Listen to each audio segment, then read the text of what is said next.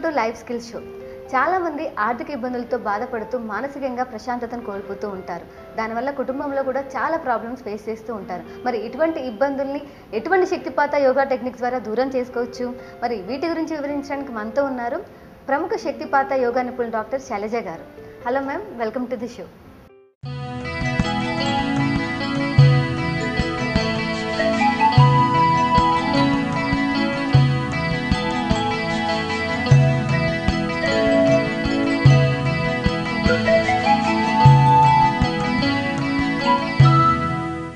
Ma'am, చాలామంది అంటే నవడేస్ ఆర్థిక ఇబ్బందులతో బాధపడుతున్నారు. అంటే ఆర్థిక ఇబ్బందులను ఎలా మేనేజ్ చేసుకోవాలో తెలియడం లేదు. దానివల్ల ఫ్యామిలీ స్ప్లిట్ అవ్వడం కానీ, ఫ్యామిలీ అంటే చిన్నపిల్లల్ని కూడా కలిపి సూసైడ్ చేసుకోవడం కానీ, అంటే అది ఎటువంటిదైనా సిచ్యువేషన్స్ ఎటువంటిది, అసలు ఆ ఎమోషన్స్ని ఎలా ఇంబ్యాలెన్స్ చేసుకోవాలి, దాని నుంచి బయటికి రావాలంటే శక్తిపాదాలు ఎటువంటి టెక్నిక్స్ ఉన్నాయి? అంటే మనము చెప్తున్నాం కదా, స్వామి హరదాస్ లైఫ్ సిస్టమ్ అనేది జీవితంలో ఏ సమస్యకైనా మనం ఎలా చేసుకోవాలనేది నేర్పిస్తాం. కానీ దానికి ఓపిక నేర్చుకుని చేసుకుంటూ వెళ్ళాలి. అంటే సమస్య వచ్చినప్పుడే అన్నట్టు కాకుండా మన జీవితాన్ని మనం బాగా నడుపుకోవాలి. మనం పిల్లల్ని ఎందుకు బాగా చదివించుకోవాలనుకుంటున్నాము? వాళ్ళు ఏదో పెద్ద బాగా చదువుకుంటారు, తర్వాత ఏదో ఉద్యోగాలు చేసుకుని వాళ్ళు ఏదో సుఖంగా ఉంటారు. అంటే వాళ్ళ జీవితం సుఖంగా గడపాలి అంటే ఒక డబ్బు ఉద్యోగమే కాదు కదా, ప్రాపర్టీయే కాదు కదా. ఎంతమంది ప్రాపర్టీలు ఉండి హత్యలు చేసుకుని ఆత్మహత్యలు చేసుకునే వాళ్ళు ఎంతమంది చూడడం లేదు? అంటే వాడికి జీవించే విధానాన్ని నేర్పించడం అనేది అది కూడా ఒక పార్ట్గా తల్లిదండ్రులు పెట్టుకోవాలి. పెట్టుకున్నప్పుడు ఏమవుతుందంటే ఈ ఆర్థిక ఏమైనా ఈ సమస్యల్ని అసలు ఎలా వస్తున్నాయి, రాకుండా ఎలా చేసుకోవాలి. ఏ సమస్యకైనా సరే ఈ పద్ధతిలో మనం ఏం చెప్తున్నామంటే 3 రకాలు. భౌతికమైనది మామూలుగా, ఆది భౌతికము, ఆధ్యాత్మికము, 3 రకాలైన సొల్యూషన్స్ ఉంటాయి దేనికైనా సరే. ఈ సొల్యూషన్స్ వల్ల ఏమవుతుంది, భౌతికం అంటే అసలు నువ్వు ఎలా ఫైనాన్సెస్ని ఎలా మేనేజ్ చేసుకుంటున్నావు ఏమిటి, ఇవన్నీ కూడా ఒక అంటే రియల్గా ఆలోచించుకొని చేసుకోవడం అనే ఒక పద్ధతి. అది చేసిన తర్వాత కొన్ని క్రియల ద్వారా, ఈ ఎనర్జీ మేనేజ్మెంట్ ద్వారా మనలో ఆ చెడు అంటే మనకు పోతుంది మనం అనుకున్నాం సబ్ కాన్షియస్ మైండ్లో ఏంటి అసలు మనకే కాకుండా కలెక్టివ్ కాన్షియస్నెస్ ఉంటుంది. మొత్తము ఈ వ్యవస్థ అంతటికీ కూడా డబ్బు ఏదో చెడ్డది, డబ్బు వలన నష్టము, కానీ అందరికీ డబ్బు కావాలి.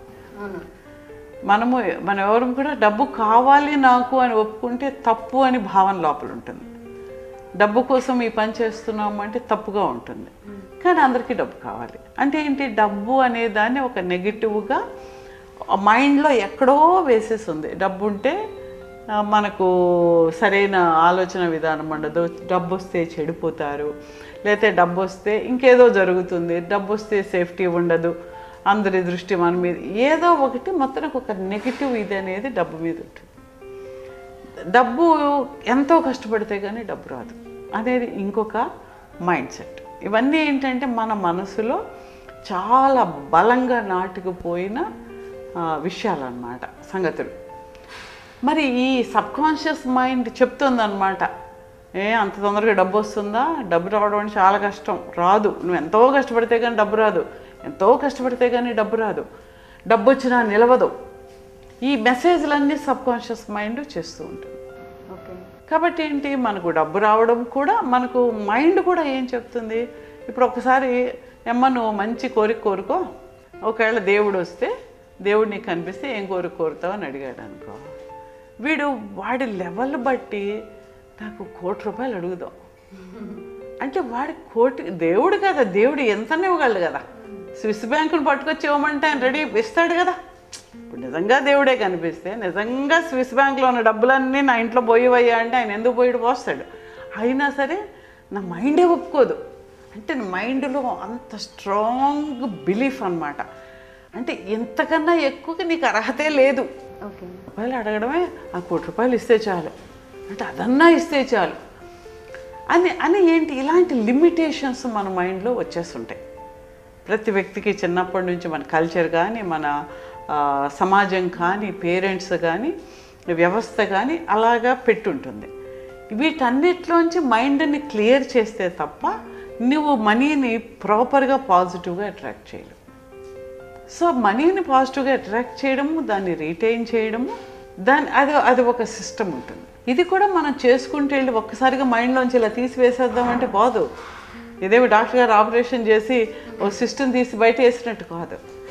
అది నీలో బలంగా పాదుకుపోయిన ఎనర్జీ లెవెల్ బ్లాక్. ఆ బ్లాక్ని మనం బయటికి తీయాలి.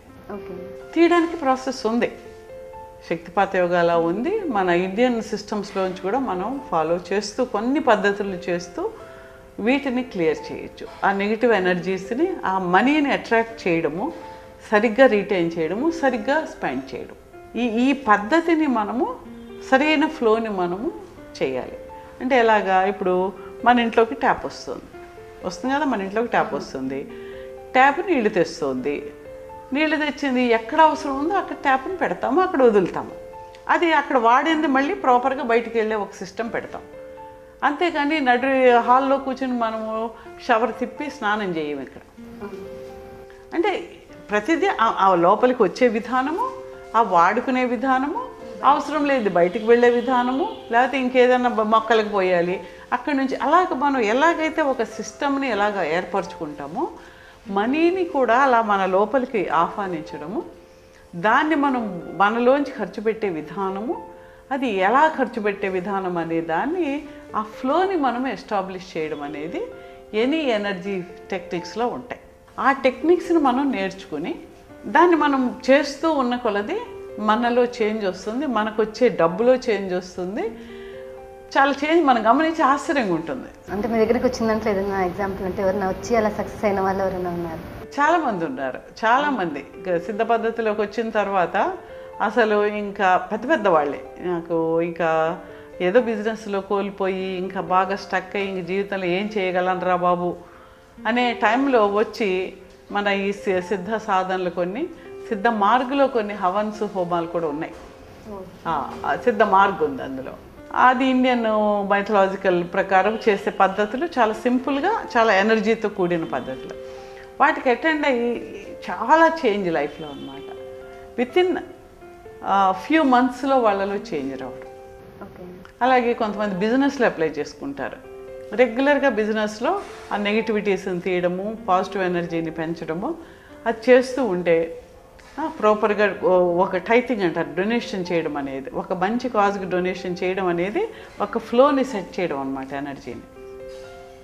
అది చేయడం ద్వారా ఏమవుతుంది, ఇప్పుడు మనం గాలి పీల్చుకుంటాము, ఆ గాలి అవసరం మనకు, ఎంతసేపు పీలుస్తాం, ఎంతసేపు పిలిచినా మళ్ళీ దాన్ని బయటకు వదలందే ఇక్కడ ఉండదు. అలాగే మనీ కూడా ఎంత వచ్చినా అది మూలబెట్టుకోవడమే కాదు, ప్రాపర్గా కొంత దానికి వే చూపిస్తూ ఉంటే అది వెళ్ళి కొత్త ఎనర్జీని మళ్ళీ రావడానికి ఒక మార్గాన్ని చూపిస్తూ ఉంటాయి. కాబట్టి ఇవన్నీ కూడా ఒక హయ్యర్ ఎనర్జీ లెసన్స్ అన్నమాట, సూత్రాలు, ఒక లాస్. ఇప్పుడు న్యూటన్ లాస్, మనం ఏదో గ్రహమ్స్ లాస్, ఏదో లాస్ చెప్పినట్టుగా స్పిరిచువల్ లాస్ ఫర్ మనీ ఉన్నది. దానికి వాళ్ళు ప్రాపర్గా చేస్తున్నప్పుడు ఏమవుతుందంటే ఆ అన్నెసరీ లాస్ తగ్గుతుంది. కొన్ని పద్ధతుల్లో చేస్తే డబ్బులు ఎంతకి ఇవ్వనోడు కూడా డబ్బులు పట్టుకొచ్చేస్తుంటాడు. అంటే ఇంక వీడి దగ్గర రాదు అనుకున్న వాడి దగ్గర కూడా మనకు డబ్బు వస్తుంది అన్నమాట. కాబట్టి ఇవన్నీ కూడా అంటే మనిషి జీవితంలో ఫైనాన్షియల్ హెల్త్, ఇప్పుడు మనిషి సుఖంగా జీవించాలంటే ఫైనాన్షియల్ హెల్త్ కూడా వాడికి అవసరం. కాబట్టి ఆ వచ్చిన మనీని ఏ విధంగా వాడు వాడుకుంటున్నాడు, దీన్ని వాడు ఎనర్జీ లెవెల్లో మేనేజ్ చేయగలిగితే చాలా గొప్ప రిజల్ట్స్ మనం తీసుకురాగలుగుతాం. దీనికి ఎటువంటి టెక్నిక్స్ ఉన్నాయి శక్తిపాత యోగాలో? టెక్నిక్స్ అనుకుంటే ఇప్పుడు దీన్ని కాన్షియస్ లెవెల్లో, సబ్ కాన్షియస్ లెవెల్లోంచి మనం మెసేజెస్ ఇచ్చుకోవడంలో ట్రైనింగ్ ఇస్తాం. అది మనం టీవీలో ఎక్స్ప్లెయిన్ చేయలేము, కానీ మనము ఎలాగో కొంత బ్రీదింగ్ టెక్నిక్స్ మన వాళ్ళకి వచ్చు కాబట్టి సిద్ధ బ్రీదింగ్ చేస్తుండేటప్పుడు మైండ్లో కాన్షియస్నెస్లో వాళ్ళకి ఏదైనా ఆలోచన ఉంటే ఐఎమ్ పాజిటివ్ టు మనీ, నేను మనీని గౌరవిస్తున్నాను, ప్రేమిస్తున్నాను అని అనుకుంటూ నాకు అంటే మనీ గురించి ఉన్న నీలో ఉండే నెగిటివ్ దాన్ని బయటకు తీసివేయడం ఒకటి. ఇంకొకటి ఏంటంటే నీకు ఏదైతే ఉందో దాన్ని నువ్వు ఆలోచించుకొని సిద్ధ కళ్యాణ సాధన చేయొచ్చు. నాకు ఈ ఫైనాన్షియల్గా నేను ఆర్థికంగా అభివృద్ధిని చెందాలి అని కళ్యాణ సాధన చేసి ఆ శక్తిని నీ శరీరంలో, ఇంట్లో వాళ్ళలో, ఇంట్లో తిప్పచ్చు. ఇంకొకటి బిజినెస్ ప్రిన్సెస్ ఉంటే ఇక్కడ వ్యాపారం బాగా జరగాలని బిజినెస్ ప్రిన్సెస్లో మనం శక్తిని తిప్పచ్చు. ఇప్పుడు ఎవరైనా మనకు డబ్బులు ఇవ్వాలి, అప్పుడు కూడా సిద్ధాబ్రీత్ చేసి కళ్యాణ సాధన చేసినప్పుడు ఆ వ్యక్తి మంచి మనసుతో నాకు డబ్బులు తిరిగి ఇచ్చేయాలి అని చెప్పి ఆ వ్యక్తిలో తిప్పాలి మనం. ఈ శక్తిని అంతటిని తీసుకెళ్ళి చేస్తే మనకు డిఫరెన్స్ కనిపిస్తుంది. అలాగే ఈఎఫ్టీలో కూడా ఉంది. నాకు మనీ మీద ఉన్న, నాకు మనీలో ఉన్న నెగిటివ్, నాకు మనీ ఎక్కువ ఉంటే భయం, లేదంటే మనీ అంటే దానివల్ల మనుషులు పాడైపోతారనే ఒక కాన్సెప్ట్ నాలో ఉంది. అయినా సరే నన్ను యాక్సెప్ట్ చేస్తాను. మన ఈఎఫ్టీ ట్యాపింగ్ చేసినప్పుడు కూడా మనలో ఉండే నెగిటివ్ థాట్స్, నెగిటివ్ ఇది ప్రోగ్రామింగ్ పోతుంది. Negative programming to get money కూడా మనలో ఉంటుంది. ఇప్పుడు కళ్ళు మూసుకొని నువ్వు కోరుకోమ్మా నీకు ఎంత కావాలో అంటే ఓ 10 కోట్లు అంతకు మించి నేను బిల్ గేట్స్ కన్నా డబ్బులు ఎక్కువ కావాలి అని అనుకుంటే నాకే తప్పనిపిస్తూ ఉంటుంది. అమ్మో అది ఎలా వస్తుంది నాకు, నేను అంత డబ్బు ఏం అంటే ఇదంతా ఏంటి మన మైండ్లో ఇంబైబ్ అయి ఉంటుంది. నీకు అంత డబ్బు రాదు, ఈ జన్మలో ఎలాగూ రాదు, వీలు కాదు, ఇవన్నీ మైండ్ చెప్పేసి పాతుకుపోయి ఉంటాయి. నీ మైండే నీకు రిపెల్ అవుతుంది, అంటే నీ మైండే నీకు రావద్దని చెప్తుంది. కాబట్టి మనము ఆ మైండ్లో ఉండే ఆ బ్లాక్ని తీసినప్పుడు ఇది ఫ్రీ. ఇప్పుడు కాలువకే మురికి తీస్తే నీళ్ళు చక్కగా ఎలా ఫ్రీ అవుతాయో, ఈ డబ్బు రాకుండా ఉండడానికి కూడా మనం ఎన్నో అడ్డుకట్టలు వేసుకుని ఉంటాం. ఆ అడ్డుకట్టలు మనం తొలగిస్తూ పోతున్న కొలితే ఆ ఫ్లో ఆఫ్ మనీ కూడా ఎనర్జీయే. ఆ ఎనర్జీ మనలో దానికి సంబంధించిన ఎనర్జీ వస్తున్నప్పుడు మనకు జరుగుతుంది. అలాగే సిద్ధ మార్గంలో కొన్ని మంత్ర జపం కూడా కొంతమంది చేయొచ్చు. అయితే మనం ఇదేంటంటే కళ్యాణ సాధన అనేది నాన్ రిలీజియస్, ఎవరైనా చేయొచ్చు. ఇది హిందూ లక్ష్మీదేవి మామూలుగా ధనానికి సంబంధించింది కాబట్టి మనం ఓం సిద్ధాన్ని కలుపుకోవాలి. ఓం సిద్ధ మహాలక్ష్మి మాతాయ నమః మీరు కోరికను చెప్పుకొని మీరు ఆ మంత్ర జపాన్ని రోజు చేయొచ్చు. ఎప్పుడు ఎక్కడున్నా చేయొచ్చు. దీనికి మళ్ళీ పెద్ద స్నానం చేయాలి, కూర్చోవాలి అలాగేమీ లేదు. ఎప్పుడైనా సరే మీరు మీ కోరికని, నాకు ఇక్కడ వ్యాపారం బజారు ఓం సిద్ధ మహాలక్ష్మి మాతాయ నమః, యూ కెన్ చాంట్ దట్. అలాగే మనీ రావాలి, ఎవరి దగ్గరన్నా ఉండిపోయింది రావాలి, అప్పుడు ఓం సిద్ధ కార్త్య వీరార్జునాయ నమః ఈ 2 మంత్రాలు చేసుకోవచ్చు. నెంబర్ ఆఫ్ టైమ్స్ చేస్తున్న కొలది ఇందులో జనరేట్ అయిన ఎనర్జీ ఏమవుతుంది, మధ్యలో విష్ చెప్తున్నారు కదా, కొంత ఎనర్జీ జనరేట్ అవుతుంది. ఆ జనరేట్ అయిన ఎనర్జీ ఈ విష్ బట్టి అది ఎవరైతే ఇవ్వాలో ఆ ఎనర్జీ అటు ఫ్లో అయ్యి వాడి మైండ్లో చేంజ్ వచ్చి మనీ వచ్చేలా జరుగుతుంది. చాలా చాలా మంచి మిరాక్యులస్ రిజల్ట్స్ వస్తాయి.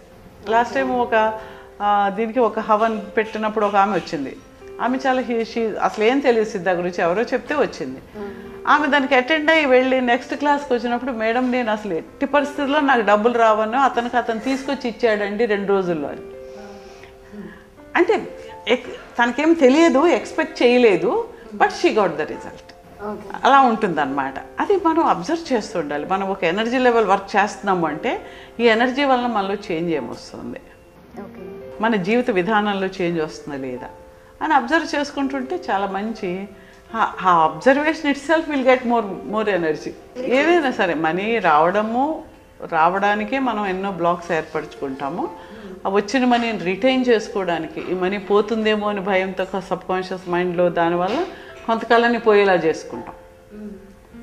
రావడానికి మన మైండే, పోవడానికి మన మైండే వర్క్ చేస్తుంది. కాబట్టి ఈ science of managing the energy, ఈ ఎనర్జీని మనం ఏ విధంగా మన జీవితాన్ని సమన్వయంతో బ్యాలెన్స్తో నడుపుకోవడానికి వాడుకోవచ్చు అనే దాన్ని మనం చేసుకుంటూ ఉంటే ఆ సమన్వయం అనేది అన్ని చోట్ల కూడా కనిపిస్తుంది. ఒక విధమైన ఒక సంతోషకరమైన సవ్యమైన జీవన విధానానికి మనకు తెలియకుండానే మనం మారిపోతాం. అంటే అసలు వాటిని ఇంబ్యాలెన్స్ చేసుకోవడానికి చాలామంది ఇంట్రెస్ట్ చూపించట్లేదు. ఇన్స్టెంట్ మేకర్ డెసిషన్లా తీసేసుకుని డైరెక్ట్ ఫ్యామిలీని తీసేసుకొని సూసైడ్ చేసుకుని నాకు ఆర్థిక చాలామంది అది తెలియదు కదా, శక్తి లేదు, అది అలా డ్రైవ్ చేస్తుంది. అదే వాళ్ళలో ఎవరికి ఏమాత్రం వచ్చినా వాళ్ళు ఏదో మాత్రం కొంచెం ఎనర్జీ బ్యాలెన్స్ ఒకళ్ళు చేసినా మిగిలిన వాళ్ళందరూ కూడా సేవ్ అవుతారు. కాబట్టి అది ఎవరైనా ఎవరికి వాళ్ళు నేర్చుకుని వాళ్ళ జీవితాన్ని వాళ్ళే బాగు చేసుకోవాలి. అంటే ముందు ఇంబ్యాలెన్స్ చేసుకునే సిస్టమ్ అనేది ఎక్కడి నుంచి స్టార్ట్ అవ్వాలని చెప్తారు నార్మల్గా? ఇంబ్యాలెన్స్ అనేది అవుతూనే ఉంది. మన సిస్టమ్ అంతా బ్యాలెన్స్ లేకుండా చేస్తుంది. మనం బ్యాలెన్స్ చేసుకోవడం అనేది చేసుకోవాలి. మనకు అర్థం చేసుకుని ఈ బ్యాలెన్స్ ఎలా కావాలి అంటే ఇప్పుడు ఏంటి, డబ్బు రాదు, డబ్బు కష్టము అనేది ఆల్రెడీ ఒక ఎస్టాబ్లిష్ అయిపోయిన నామ్. అదంతే. ఇప్పుడు నీకు ₹1,00,00,000 వస్తుందంటే ఎలాగొస్తుంది? నేను ఉద్యోగం చేస్తున్నాను, నాకు 20,000 వస్తుంది, 40,000 వస్తుంది. ఇప్పుడు నాకు లోన్ ఇచ్చినా వాడు ₹1,00,000 ఇస్తాడు. ₹1,00,00,000 ఎలాగొస్తాయి? లాటరీ టికెట్ వస్తుందా? లాటరీ నేను కన్ను కదా, అయితే ఆంధ్రాలో లాటరీ. ఇలాగ మనము నెగిటివ్ థాట్స్ చేసుకుంటూ వెళ్తామే తప్ప మనకి నీకెందుకు నీకేం తుఫాన్ వచ్చింది, ఇక్కడ ఇంత గాలి లేదు, తుఫాన్ వస్తుందా, నువ్వు నమ్మకపోతే వచ్చిందంటే తుఫాన్ వచ్చి పడుతుందా? ఎంత గాలి ఎక్కడి నుంచి వస్తుందో నీ చేతిలోంచి లేదు కదా. అలాగే ఏదైనా కూడా జరగచ్చు. ఓకే. ఎనర్జీ లెవెల్ మేనేజ్మెంట్ అనేది ఇప్పుడు మనము ఎంతోమంది డబ్బులు ఉండే వాళ్ళని చూస్తాము, అంబానీస్ కానీ ఇలా కొంతమందిని చూస్తే వాళ్ళ జీవితంలో వాళ్ళు అప్పుడున్న బిజినెస్ దీనికి ఎలా ఆలోచించినా అన్ని వేల కోట్లు రావు వాళ్ళకి. మరి ఎలా వచ్చాయి? ఏదో ఒక ఎనర్జీ లెవెల్ మేనేజ్మెంట్లో వాళ్ళకి వచ్చింది. ఇది దేనివల్ల అన్నారా అని మామూలు మన బ్రెయిన్ ఎంత షార్ప్ బ్రెయిన్, ఎంత చక్కగా మ్యాథమెటికల్ బ్రెయిన్, స్టాటిస్టికల్గా ఆలోచించినా ధీరుభాయ్ అంబానీ ఆయన సర్ఫ్లో ఏదో అమ్ముకునేవాడు అనుకుంటా కదా, ఆ అమ్ముకునే వ్యక్తికి ఇన్ని వేల కోట్లు వాళ్ళ కొడుకులకు వచ్చావు, ఆయన ఉండగా అన్ని కోట్లు ఎలా వస్తే రావు కదా, ఏ పని చేసినా రాదు. కానీ వచ్చి బిల్ గేట్స్ ఒక మామూలుగా హీజ్ ఎ ఫెయిల్యూర్ గ్రాడ్యుయేట్, అలాంటిది ఇన్ని వేల కోట్ల ప్రపంచంలో శాసించే అంత మనీ వాళ్ళకి వచ్చింది అంటే అది ఎవరికైనా రావచ్చు. అది నువ్వు పాజిటివ్గా రాదు అని మనకు ముందే సెటిల్డ్, తలుపులు వేసేసుకున్నాం. నాకు రాదు, ఏం చేసినా నేను కోటేశ్వరుని కాను, తలుపేసాయి. నాకు డబ్బు రాదు, ఇంకో తలుపేసాయి. డబ్బు వచ్చినా ఉండదు, ఇంకో తలుపేసాయి. నా మొహం నాకెందుకు వస్తుంది, ఇలా ఇన్ని తలుపులు మనము సబ్కాన్షియస్ లెవెల్లో వేసేస్తున్నాం. ఇన్ని తలుపులు తెరుచుకొని ఎక్కడి నుంచి రావాలి? తీసుకోవడానికన్నా నువ్వు తలుపు తెరవాలిగా, వచ్చిన డబ్బును తీసుకోవడానికన్నా తలుపు తెరవాలిగా. మనం ఆ తలుపు కూడా తెరవకుండా కూర్చుంటున్నాం. కాబట్టి దీనికి కూడా మనం ఒక పద్ధతిగా నేర్చుకుంటూ వెళ్ళాలి. ఫస్ట్ హౌ ఇట్ వర్క్స్, ఆ సైన్స్ అనేది ఎలా పనిచేస్తుంది. ఇప్పుడు ఎన్ని చెప్తే ఈవిడేదో మాట్లాడుతుంది, అర్థం లేదు. డబ్బు ఎలా వస్తుంది, డబ్బు ఎలా పోతుంది అంటే నిన్నగాక మొన్నటి వరకు మనకు హైదరాబాద్ భూమి రాకముందు 3,000 4,000కి రైతు అమ్ముకునేవాడు. వాడి జీవితంలో ఎంత ఆలోచించినా ₹1,00,00,000 వస్తుందని వాడు ఊహించుకోగలిగాడా? ఏం జరిగిందో ఏం తెలియదు, ఏదో భూమి వచ్చింది, ఏదో వచ్చింది, ఒక్కొక్కడు 5 కోట్లకు అమ్ముకున్నాడు. శంషాబాద్ ఎయిర్పోర్ట్ ఎక్కడైనా ఏదైనా సరే. అంటే ఏది ఎలా ఎప్పుడు ఎందుకు వస్తుంది, ఎవరికి వస్తుంది? ఆ రానోడు ఆ ముందు రోజు 3,000కి అమ్ముకుని ఉండొచ్చు. అమ్ముకున్న వాళ్ళు కూడా ఉన్నారుగా, 3,000కి అమ్ముకుని ఉంటాడు. పక్కవాడు అమ్మలేదు, వాడికి ఏదో పని మీద అమ్మలేదు, వాడు ఊరెళ్ళి వచ్చాడు, సంతకం పెట్టలేదు, రిజిస్ట్రేషన్కి వెళ్ళవలసిన వాడు, పెరిగింది, వీడు అమ్ముకున్నాడు. ఇవన్నీ ఎలా హ్యాపెన్? ఇవన్నిటికి అంటే దేర్ ఈజ్ ఎనర్జీ వర్క్ ఉంటుంది అన్నమాట. కాబట్టి దీన్ని మనం కొంత అర్థం చేసుకుని, అంత అర్థమైంది అనుకోండి నేను చెప్పను, కొంత మనకు అర్థమైనా సరే దాన్ని కొంత మేనేజ్ చేసుకుంటూ వెళ్తే డెఫినెట్గా మనం ఫైనాన్షియల్ దీంట్లో కూడా చాలా ఆనందంగా, సంతోషంగా, హ్యాపీగా మనీని సంపాదించనివ్వచ్చు, జాగ్రత్త ఖర్చు పెట్టనివ్వచ్చు, పాజిటివ్గా జీవించవచ్చు. ఒక పాజిటివ్ థాట్తో ఆలోచిస్తే అది ఎప్పుడు ఏదైనా ఇలానే జరగవచ్చు. ఇలా జరిగింది కదా అని బాధపడుతూ కూర్చోవాల్సిన అవసరం లేదు. అయితే ఇవన్నీ వచ్చాక, ఇవన్నీ వచ్చిన తర్వాత డబ్బుతో కొనేది ఏమీ లేదని అర్థము కావచ్చు. ఇప్పుడు వాళ్ళందరూ అన్ని వేల కోట్లు వచ్చాక చేసేది ఏముంది, ఇందులో డబ్బు వల్ల వచ్చేది ఏమీ లేదని వాళ్ళు తెలుసుకున్నారు కదా. అలా మీకు కూడా తెలియచ్చు. అప్పుడు ప్రశాంతంగా కూడా ఉండలేరు, వచ్చిందని ఎలా కాపాడుకోవాలి, అదొక స్ట్రెస్. అప్పుడు దానికి ఒక చాలా మంది వాళ్ళు డొనేట్ చేసేస్తారు. అవును, మీరు బఫెట్ వీళ్ళందరూ ఉన్నారు కదా, వాళ్ళు వచ్చిన డబ్బుని కొన్ని వేల కోట్లను వాళ్ళు మొత్తం డొనేట్ చేసేస్తారు. ఫ్యామిలీకి చాలా నార్మల్ అమౌంట్ కొంచెం ఇవ్వడం, మంచి పనులకి ట్రస్ట్లకి వాళ్ళు ఇచ్చేస్తారు. ట్రస్ట్ పెట్టేసి ట్రస్ట్లోంచి ఇచ్చేస్తారు. డబ్బు వలన వచ్చేది కూడా ఏమి లేదు వాళ్ళకి అర్థం అయి ఉండొచ్చు. మనకు కావచ్చు అసలు ఈ డబ్బుకి సంతోషానికి సంబంధం కూడా లేదు, కానీ మనం ఉందేని అనుకుంటున్నాం. కాబట్టి ప్రస్తుతానికి డబ్బు కూడా ఎలా సంపాదించాలంటున్నాం. మన ఏమీ లేకుండా ఉన్నా వచ్చేది వస్తుంది, అంతే కదా. మనం ఒక చిన్న కణంగా మొదలయ్యి మనం ఇంత మనిషిగా మారడానికి మనం అనుకుంటే అయ్యాయవన్నీను సమ్ మెకానిజం మీద వర్కింగ్. అది ఏదైనా కానివ్వండి, అలాంటి ప్రతి దాంట్లోనూ ఆ మెకానిజం వర్క్ చేస్తూ ఉంటుంది. ఏటొచ్చి మనము దాన్ని అడ్డుపడకుండా ప్రాపర్గా తీసుకెళ్ళగలగాలి. అట్లాస్గా వ్యూవర్స్కి మీరు ఇచ్చే సజెషన్స్ ఏంటి మ్యామ్? సజెషన్స్ అంటే ఎవరైనా సరే ఈ లైఫ్ స్కిల్స్ అనేది కూడా జీవితంలో ఒక ముఖ్యమైన భాగంగా వాళ్ళు నేర్చుకోవాలి. నేర్చుకుంటాం అనేది ఒకరోజుతో అయ్యేది కూడా కాదు, ఒకరోజుతో నేర్చుకుని వెళ్ళిపోయి వచ్చేది కాదు. ఒక జీవితంలో ఒక సాధనలాగా, ఒక అధ్యయనంలా చేస్తూ కొంత నేర్చుకుంటూ వెళ్తున్న కొలది దాని రిజల్ట్ కనిపిస్తూ ఉంటే చాలా సంతోషంగా ఉంటుంది. ఒక మెరకల్లా కనిపిస్తుంటారు. ఏంటి అసలు ఈ మెరకల్స్ ఎలాగున్నాయి అనుకుని ఇంకా మనకు చేయాలనిపిస్తుంది. సో ఆ జీవితాన్ని ఒక మెరకల్గా మార్చుకోవాలి, ఒక అద్భుతమైన జీవితంగా గడపాలి అంటే మనం రెగ్యులర్గా సాధన చేసుకుంటూ నేర్చుకుంటూ వెళ్ళాలి.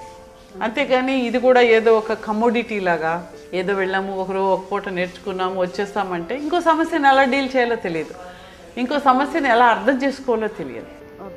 కాబట్టి అండర్స్టాండింగ్ ఇట్ సెల్ఫ్, అసలు మనం ఇప్పటివరకు ఒక నెగిటివ్ అండర్స్టాండింగ్లో ఉన్నాము, దాన్ని తీసి పాజిటివ్ అండర్స్టాండింగ్లోకి వెళ్ళాలి. పాజిటివ్గా మనం చేయలేము అనే ఒక నిరాశలో ఉన్నాము, ఈ జీవితం ఇంతే అని ఒక బాధలో ఉన్నాము, నా జీవితంలో ఇంకేమీ మార్పు రాదనే ఒక దీంట్లో ఉన్నాము. దీంట్లో కాకుండా నేను చేయగలను, నాకు ఈ శక్తి ఉంది, ఈ శక్తిని ఈ విధంగా మార్చుకుని చేయగలను అనే ఒక ఇది నేర్చుకుని ప్రతి వాళ్ళల్లో కూడా చేంజ్ తెచ్చుకోగలిగిన అవకాశం ఉంది, ఎలాంటి వ్యక్తి అయినా సరే. అది. Thank you so much ma'am. చూశారు కదా ఈరోజు లైఫ్ స్కిల్ ఎపిసోడ్. ఆర్థిక ఇబ్బందులు వచ్చినప్పుడు ఏమాత్రం కుంగిపోకుండా ఇటువంటి శక్తిపాత యోగా టెక్నిక్స్ ద్వారా మానసిక ప్రశాంతతను ఏ విధంగా పొందాలో మళ్ళీ నెక్స్ట్ ఎపిసోడ్లో కలుద్దాం.